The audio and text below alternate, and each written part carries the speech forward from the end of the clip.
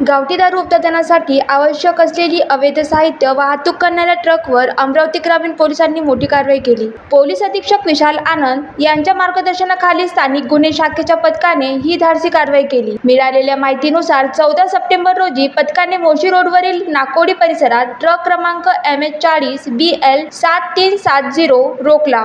तपासाअंती ट्रकमध्ये अवैधरित्या वाहतूक होणारे सुमारे 800 पोते महुआ फुले आढळले.